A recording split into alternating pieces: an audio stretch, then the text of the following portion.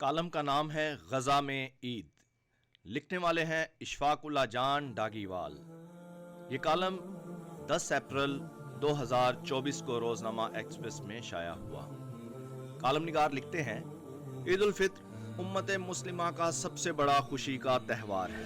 متمول مسلمان اپنے کمزور مسلمان بہن بھائیوں کو بھی اپنے ساتھ عید کی خوشیوں میں شریک کرتا ہے، لیکن ہم ارض مقدس کے مظلوم باسیوں کو بھولے بیٹھے ہیں. غزہ خون میں ڈوبا ہوا ہے. فلسطینی آج بھی فضائی بمباری، میزائل حملوں، ٹینکوں اور توپ خانے کے نشانے پر اور ہر تحفظ سے محروم ہے. اقوام متحدہ کے قیام کا مقصد ظلم، ناانصافی اور جارحیت کو روکنا تھا. کمزور اقوام کو زندہ رہنے کا حق دینا تھا، ان کی آزادی کا تحفظ کرنا تھا. لیکن فلسطین کے مظلوم باسیوں کے حق میں اس ادارے نے بھی اپنی آنکھیں بند کر لی ہیں. چند روز قبل غزہ میں جنگ بندی کی ایک قرارداد سلامتی کونسل میں منظور ضرور ہوئی، لیکن وہ قرارداد محض ایک کاغذ کا ٹکڑا ہے، کیونکہ اس پر 1% بھی عمل درآمد نہیں ہوا. 8 اکتوبر کے بعد سے لمحہ موجود تک صہیونیت کا ظلم جاری ہے. پورا رمضان فلسطینیوں نے گولہ و بارود کے سائے میں گزارا، اپنے وطن کی آزادی کے لیے لازوال شہادتیں پیش کی. چند روز قبل اسرائیل نے کئی دن کے محاصرے کے بعد غزہ میں الشفا ہسپتال کو خالی کیا ہے. ہسپتال بچوں اور خواتین کی لاشوں سے بھرا پڑا ہے. 400 سے زیادہ افراد لاپتہ ہیں، جن میں اکثر خواتین ہیں. غالب امکان یہی ہے کہ انہیں اسرائیلی درندے اٹھا کر لے گئے ہیں. یہ سب کچھ چنگیز خان، ہلاکو اور ہٹلر کے دور میں بھی نہیں ہوا، لیکن آج کے مہذب ترین دور میں ہو رہا ہے. آج سارا عالمی میڈیا ایسی ہی خبروں سے بھرا پڑا ہے، لیکن مسلم ممالک کا میڈیا خاموش ہے. اس مجرمانہ خاموشی کی امت بہت بڑی قیمت ادا کر رہی ہے. شاید کسی نے اس کی قیمت وصول بھی کی ہو.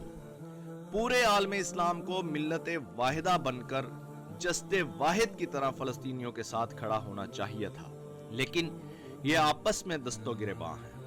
افغانستان اور پاکستان ایک دوسرے کے خلاف جنگ کے دھانے پر کھڑے ہیں. ترکی کردوں پہ بمباری کر رہا ہے.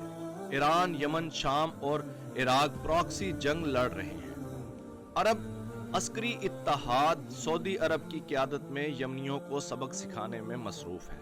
لگتا ہے سب اپنے اپنے مفادات اور تعصبات میں الجھے ہوئے ہیں.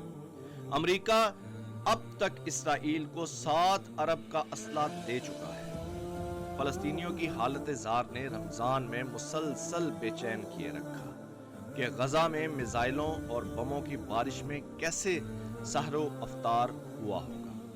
رمضان کا ہر دن اسی خیال سے گزرا کہ اپنا دسترخوان تو نعمتوں سے سجا ہوا ہے، لیکن غزہ کے بچے گھاس کا سوپ پی کر سحر و افطار کر رہے ہیں. اسرائیل سے کوئی گلہ نہیں، کیونکہ امن و سکون کے ساتھ زندگی گزارنا قوم یہود کی فطرت کے منافی ہے.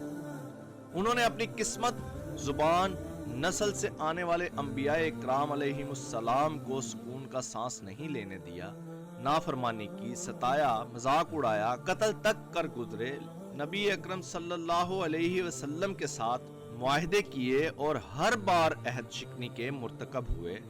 مگر سوچتا ہوں وہ کیسے مسلمان حکمران ہوں گے جنہوں نے سمندری قزاقوں کے ہاتھوں لٹنے والے جہاز سے ایک لڑکی کے لکھے ہوئے خط پر سندھ پر حملہ کیا اور برصغیر پاک و ہند میں ایک اسلامی ریاست قائم کی جو پورے برصغیر پر مسلمانوں کی حکومت کا سنگ میل ثابت ہوئی. مگر آج روز زخموں سے چور فلسطینی بچے مسلمان حکمرانوں اور سپہ سالاروں کو مدد کے لیے پکارتے ہیں. روز دختران ملت کے دوپٹے سروں سے کھینچے جاتے ہیں، مگر کسی مسلمان حکمران میں ہمت نہیں ہوتی کہ اسرائیل کو سبق سکھایا جائے. اسی بے حسی کو دیکھ کر ماننا پڑے گا کہ انسانی تاریخ اپنی تاریخ کے اس مقام پر آن پہنچی ہے جہاں سے اسے دوبارہ لکھے جانے کا مرحلہ درپیش ہے. معیار، مثال، علامت اور استعارہ بدل چکا ہے. چنگیز خان کی منگول فتوحات میں 34 ملین افراد تحتیگ ہوئے تھے۔ تیمور گورگان کی گردن پر 14 ملین انسانی جانوں کا ہار ہے، جبکہ ہٹلر پر 21 ملین ہلاکتوں کی ذمہ داری عائد ہے۔ اگر یہ قاتلین انسانیت جو مجموعی طور پر 73 ملین افراد کے قتل پر ظلم و بربریت کا استعارہ بنے ہوئے ہیں، تو لاکھوں فلسطینی، لاکھوں کشمیری، لاکھوں افغانیوں، 1 ملین سے زائد عراقیوں، ہزاروں شامیوں کے قتل کو کیا کہا جائے گا؟ دنیا بھر کے دانشور، مفکر اور اہل قلم اس ادھیڑ بن میں مبتلا ہیں کہ خون آشامی کے معیار بدلیں کہ بربریت کی مثالیں۔ اسرائیل امریکی آشیرواد سے ظلم و بربریت کی نئی مثالیں قائم کرتا چلا جا رہا ہے۔ اقوام متحدہ اپنی ہی قراردادوں پر عمل درآمد کرانے سے معذور اور مفلوج ہے۔ عالمی عدالت انصاف کے لولے لنگڑے فیصلے صہیونیت کو حوصلے بخش رہے ہیں۔ OIC اور عرب لیگ کی معذرت خواہانہ پالیسیاں مظلوم فلسطینیوں کے بجائے ظالم اسرائیل کو سپورٹ کر رہی ہیں۔ مظلوم قوم اور دنیا بھر کے بے بس مسلمان کہاں جائیں؟ کس سے فریاد کریں؟ ہماری امید تو اب سورہ بنی اسرائیل کی اس نوید سے وابستہ ہے جس کی تکمیل کی راہ میں ہماری بدعملی اور بدعہدی دیوار کی طرح حائل ہے۔ سورہ بنی اسرائیل میں ارشاد باری تعالیٰ ہے کہ ہم نے پلٹا دیا تمہارے حق میں زمانے کی گردش کو جو دشمن کے خلاف تھی، اور ہم نے قوت بخشی مال سے، بیٹوں سے، اور بنا دیا تمہیں کثیر التعداد۔ لا ریب، بلا شک و بلا تحقیق ہم اقرار کرتے ہیں کہ اے اللہ تو نے مال سے، بیٹوں سے اور کثیر التعدادی سے ہمیں قوت بخشی اور خوب بخشی۔ اب زمانے کی گردش بھی ہمارے حق میں پلٹا کر اس نصف عہد کو بھی ہم پر پورا کر دے کہ جس کی تکمیل میں ہماری بدعہدیاں اور بدعمالیاں حائل ہیں، انہیں نظر انداز فرما، ہمیں معاف کر دے۔ اہل فلسطین کے خلاف آندھیوں کی طرح چلنے والی گردش ہمارے حق میں پلٹا دے، اور جو عید غزہ میں آئی ہے ایسی عید دنیا کے کسی خطے میں دوبارہ نہ آئے۔ اے امت مسلمہ کے غیور مسلمانوں، اب ہم نے حکمرانوں کی طرف نہیں دیکھنا، جھولی پھیلا کر اپنے رب سے مانگنا ہے۔